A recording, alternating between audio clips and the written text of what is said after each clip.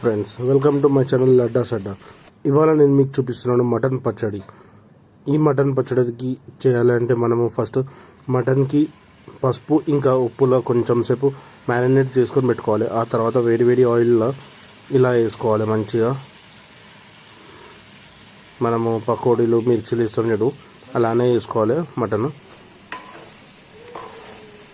ఆ మటన్ వేసుకున్న తర్వాత ఈ మటన్ మంచిగా ఫ్రై అయ్యేటట్టు, అంటే కంప్లీట్లీ వాటర్ మొత్తం వెళ్ళిపోయిన తర్వాత మంచిగా గట్టిగా అయ్యి క్రిస్పీ అయినా, లేదంటే మనకి ముక్క ఉడికిపోయింది దీంట్లో ఇంకా వాటర్ లెవెల్లే ఉండదు అన్నట్టు అనిపించినప్పుడు తీసేసేయాలి. మొత్తము తీసేసి ఇలా మనం తీసుకున్న మటన్ మొత్తం ఫ్రై చేసుకోవాలి.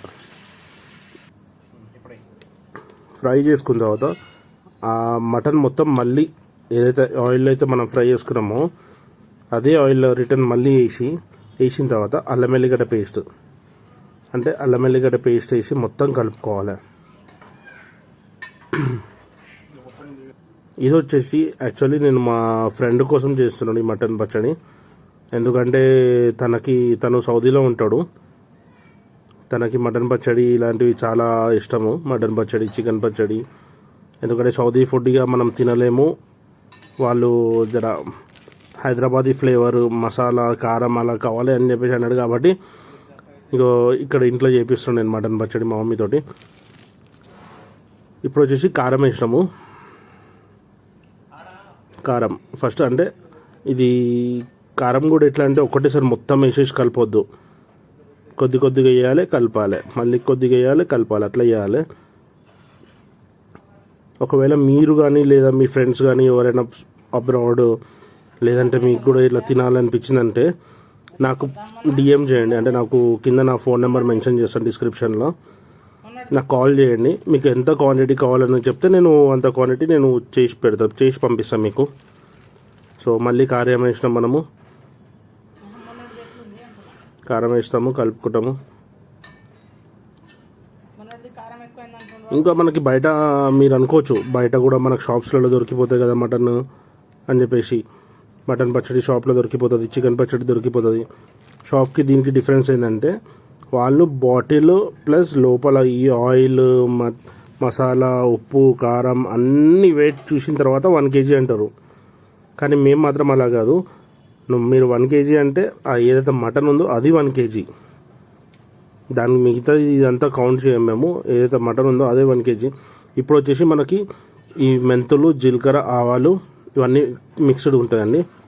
అది పొడి చేసి మంచిగా కొంచెం ఫ్రై చేసుకొని పొడి చేసుకోవాలి ఫస్ట్. సో ఇది గైస్ మంచిగా కలుపుకొని ఇప్పుడు మనం ఆ పొడి కూడా కొంచెం వేసుకోవాలి. అంతా ఒకటేసారి వేసుకోవద్దు, కొంచెం వేసుకోవాలి, కలుపుకుంటూ ఉండాలి. ఇలా ఎందుకంటే అంతా ఒకటేసారి వేస్తే లమ్స్, అంటే గడ్డలు ఫామ్ అవుతుంది.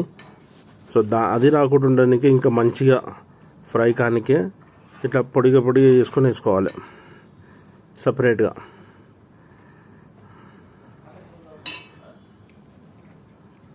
నాకైతే చాలామంది అడిగారు, ఎందుకంటే మా మమ్మీ సూపర్ చేస్తుంది పచ్చళ్ళన్నీ. ఆల్రెడీ ఇంతకుముందు మా ఫ్రెండ్స్ కోసం చేస్తుండే, కానీ అవన్నీ వీడియోలోకి పెట్టలేదు. కానీ ఇప్పుడు వీడియోలోకి పెట్టినాను. ప్లస్ ఇంకోటి ఏంటంటే కొంచెం మా మమ్మీకి కూడా జర మార్కెటింగ్ ఎక్కువ చేపిద్దామని చెప్పేసి, తనకి కూడా కొంచెం బిజీ పెడదామని చెప్పేసి. ఒకవేళ మనకు కారం తక్కువ అనిపిస్తే మళ్ళీ వేసుకోవచ్చు. ఈ పచ్చడి వచ్చేసి మనకి దగ్గర 1 month to 2 months ఉంటుంది. ఒకవేళ ఫ్రిడ్జ్లో పెట్టుకున్నట్టయితే 3 to 4 months కూడా ఉంటుంది. మనము ఎన్ని డేస్ అయినా తినవచ్చు. దీంట్లో ఆయిల్ మీరు చూస్తున్నట్టయితే ఆయిల్ ఎక్కువ ఉంది. ఎందుకంటే ఎవరైతే కస్టమర్ ఉన్నాడో ఆ కస్టమర్ రిక్వెస్ట్ వల్ల మేము ఆయిల్ ఎక్కువ పెట్టాము.